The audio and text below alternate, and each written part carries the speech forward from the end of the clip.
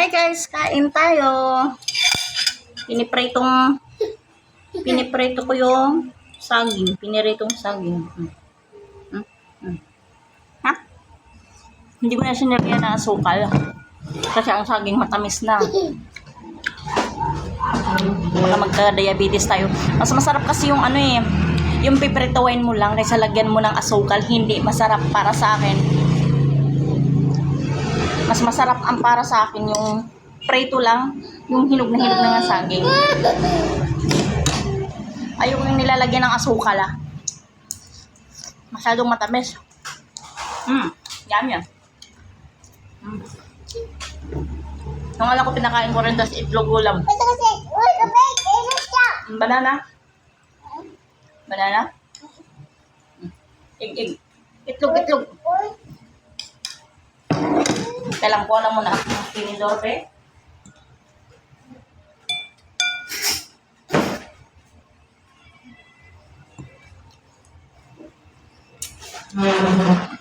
Kain tayo, guys. Kain tayo mga inday, mga undong, mga unday. Mga anak kumakain ng saging. Ito, pinireto namin saging. Binili ko mura lang ang kilo, tag 30 pesos lang. O diba mas masarap yung plain lang siya. Iprito mo lang yung hinog na saging. Hindi mo nalagyan ng asukal. Mas masarap. Normal lang yung tamis. Pero ang saging na to, sobrang tamis kasi siya Sapa. Sapa ng saging. Yummy. Nagustuhan ng anak ko yung saging.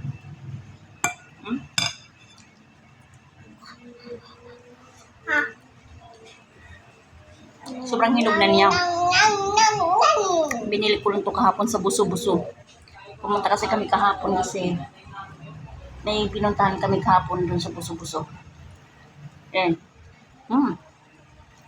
Napakamura doon ng mga bilihin, mga gulay. Mura lang doon. Maganda pala doon.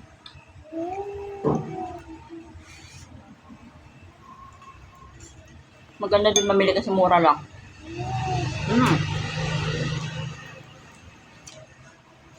Yummy.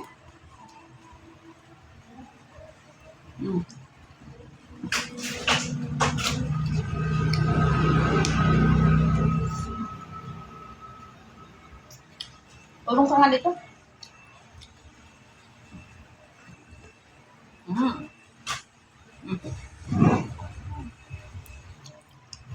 Isang piling yung niluto ko. Yung isang piling naglalaman siguro ng 10 piraso. Tapos yung isang piraso hinahati ko pa para maluto yung gitna kaagad. Tapos iniwan ko muna saglit sa apoy. Nasunog yung 4. Kasi dumaan yung basura. Tapon na akong basura. Hindi ko muna pinatay yung apoy. Pagbalik ko, wala na. Tosta na. Para ng uling. Mami na.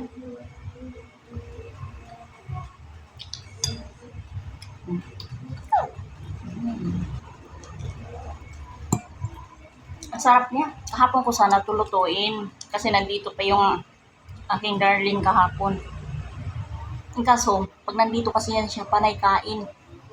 Panay bili na pagkain. Ang hilig kasi niya pagkain. Kaya nga ako bumili sa saging kasi nga, pipirituhin ko sana ito kahapon. Hindi na Bumili kasi siya ng makakain kahapon. Bumili siya ng tinapay na may hotdog na may cheese. Tapos, bumili na rin siya ng, ano ba yung binibili niya? Parang juice. Parang shake na, hindi siya shake siya iba. Na may gulaman. Sagong gulaman. Yan.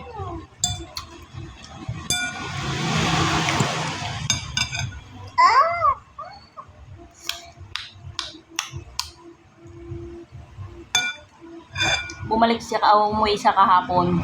Di ba kasi ang sahod nung Huwebes, ka-30 ba, Huwebes? Di ba, ika-30, hindi siya nakauwi kasi may pasok siya. Hindi kasi niya pwede iwanan yung trabaho niya kasi kailangan niya i-manage yung mga tao doon, kailangan niya bantayan. Manager kasi siya sa company. Kailangan niya bantayan yung mga tao, yung trabahante. Kaya,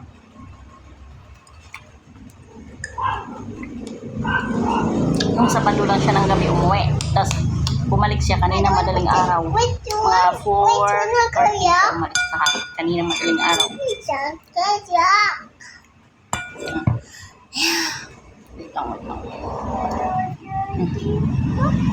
Kaya nga pag nandito yun, panay kain kami. Yun yung gusto niya eh. Hindi man kami makapamasyal. Basta yung banding namin, kain. Panay kain. Kaya kahit na magda-diet ka, patay ang diet mo. Lalo na kapag sa labas kami kumakain. Gusto niya bubusugin kami.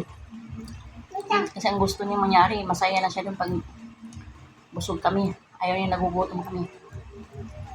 Lalo na yung anak niya. Mahal na mahal niya yung anak niya. Ako. Oras-oras lang yan tumatawag sa amin.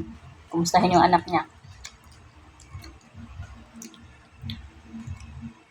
Panay tanong, kumain na ba kayo? Kumain na ba ang anak ko? Sinabi kong hindi pa. Magagalit yun. Sabi niya, kainin mo na yung anak mo. Magugutom yan. Ayaw ko nagugutom yung anak mo. Kaya, yung anak niya, kahit dumidili pa siya sa akin, kahit 4 years old na tong anak ko, dumidili pa rin sa akin. Tapos, pinapainom mo siya ng gatas bago siya matulog sa gabi. Pinapainom mo siyang gatas sa umaga, pinapainom ko ng gatas sa tanghali, pinapainom ko rin siya ng gatas. Tapos, siyempre may kain, pinapakain ko siya. Yung pagkatapos niya kumain, natutulog siya sa tanghali, painumin ko rin siya ng gatas. Kaya tingnan mo, para usog lang, tumaba na naman siya ngayon.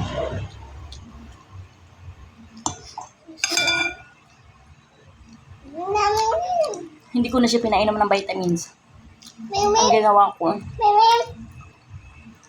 bumibili na lang ako ng mga prutas. Alam mo yung mga prutas, yung orange?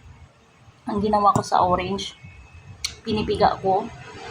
Pero hindi ko na nilalagyan ng yung juice niya, yun yung pinapainom ko sa kanya. Tapos apple, minsan kasi pupunta kami sa palengke, sabi niya, "Mami, apple." Hindi bibili ko sa isang piraso. Magkano lang naman ang isang piraso? 20, 30. Tapos mangga, bilhin ko sa isang piraso. Para lang talaga sa kanya. Kasi nga, hindi ko na siya pinainom ng vitamins eh. Kailangan lang naman kasi pakainin mo yung bata ng masustansya na pagkain, mga vitamin na pagkain, tulad mga prutas, saging. Yan, katulad niya. Bumibili ako minsan ng 3 pirasong lakatan. Yung maganda siya. Maganda yung saging lakatan. Minsan 2 piraso lang. Siya lang yung kakain. Sapat na sa kanya yung 2 piraso. Nabubusog na siya sa 2 pirasong saging na lakatan. Kasi malaki yun eh. Malaki. Imin ka? Tapos orange. Pinapakain siya orange. Pakakain siya ng 2 piraso. Tapos, ang pinaka-paborito niya, grapes. Grapes at saka strawberry. Mangga, yan. Yan yung mga pinapakain ko na lang sa kanya.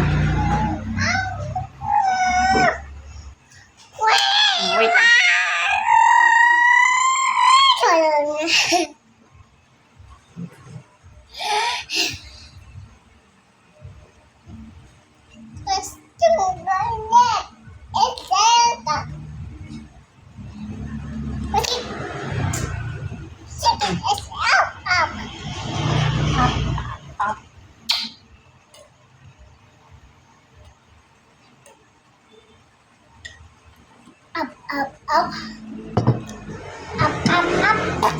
Dalhin aman.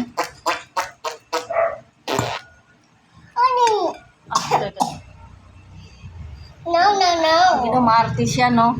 Alam niya na hindi sa kanya tinidor. Ito yung sa kanya. Tapos, itong binigay ko, ayaw niya kasi hindi daw kanyang tinidor.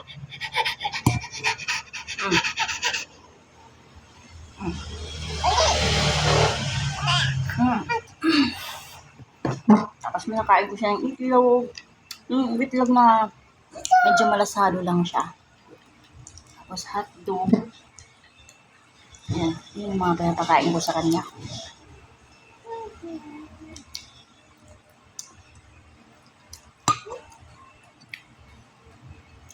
Sobrang tamis ng saging. Sobrang na rin lambot niya. Sarap.